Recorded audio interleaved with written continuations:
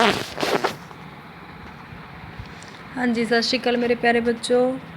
अज आपका आपके तीजे पार्ट साहित्यिक रंग विचों सत्तियां सईयां लैसन का टैसट है। उसकी मैं एक बार रिवाइज करवा रही हूँ आपनों। लिखण वाले कौन ने? डॉक्टर दलीप कौर टिवाणा। आप पहला ये लैसन पढ़ चुके हैं। इस विच कौन है? लेखिका है। तो मुख्य पात्र कौन है? भगत सिंह दी मंगेतर, जिस बारे लेखिका गल करती है। सत्तियां सईयां कहानियां विच एक मंगता गीत गा रहा है। किस बारे? भगत सिंह बारे। वो गीत राही भगत सिंह की दित्ती शहीदी का सुनेहा उसकी मंगेतर वल पहुँचा रहा है।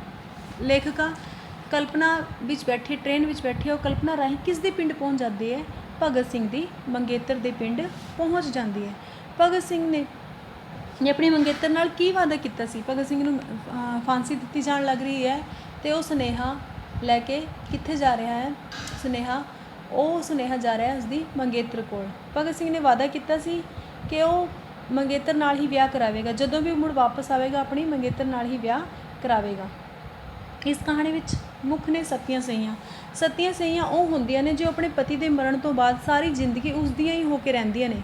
जिवें भगत सिंह की मंगेतर सारी उम्र अपने पति भगत सिंह के वियोग विच तड़पदी रही। बेशक उन्होंने ब्याह नहीं होया, लेकिन उसनों ही अपना पति मनी बैठी सी ते उसके अलावा किसी होर बारे नहीं सोचती सी ते वो सारी उम्र उसकी याद विच ही अपनी जिंदगी नूं कढ दिंदी है। ते उस भगत सिंह नूं किते वादे नूं बार बार याद करांदी है कि तू वादा करके गया सी, मैं तेरी उड़ीक कर रही हाँ। पर वो सारी उम्र कुंवारी रहिंदी है। पर सरकारां इहो जिहियां औरतां लई कुछ नहीं करदियां। जिहड़े कुर्बान देश भगत ने उन्हां दियां पत्नियां, उन्हां दियां विधवावां पिछों एवें ही तड़फदियां रहिंदियां ने।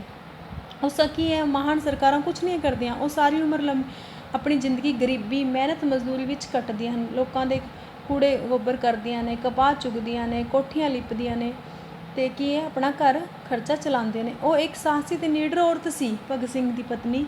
उसने भगत सिंह की मंगेतर होने की लाज भी रखी। तो यही जे परिवार नाल सरकार नूं भी कुछ सहयोग देना चाहिए है। उन्होंने मंगेतर नाल सरकार का भी कुछ करने का फर्ज सी, पर उसने कुछ नहीं किया। तो वो कहते हैं कि सरकार नूं इहो जिहे परिवार को पूरा मान सम्मान देना चाहिए है। भगत सिंह क्या है? भगत सिंह बारे तुसीं सब जानते ही हो कि भगत सिंह कौन सी? एक महान शहीद सी। भगत सिंह देश लई अपनी कुर्बानी दी है।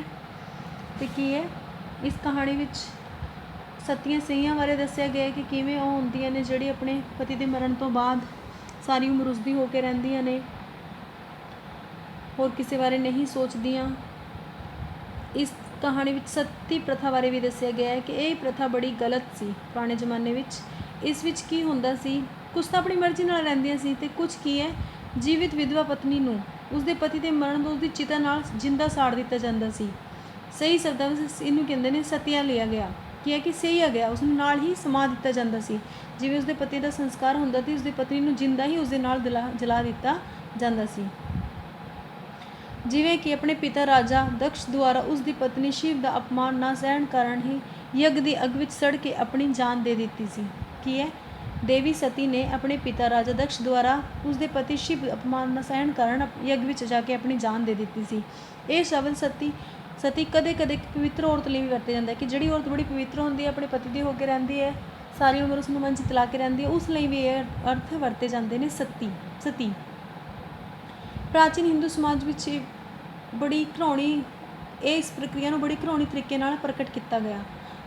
राजा राम मोहन राय ने इस प्रथा का विरोध किया तो उसने औरतों लई कदम चुके। तो विलियम वेटिंग ने 1829 में सती प्रथा को खत्म करने लई बड़े प्रयत्न किए। ठीक है जी। औरतों के सुखी संसार बारे गल की है कि किस तरह उन्होंने किस तरह की जिंदगी जीनी होंदी है, तो किवें अपने परिवार नाल समझौते करदियां हन, पति तो बिना उन्होंने की मुसीबतों का सामना करना पैंदा है। ये सारा इस पार्ट में दस्सिया गया है, तुसीं पढ़ोगे। ठीक है जी, धन्यवाद।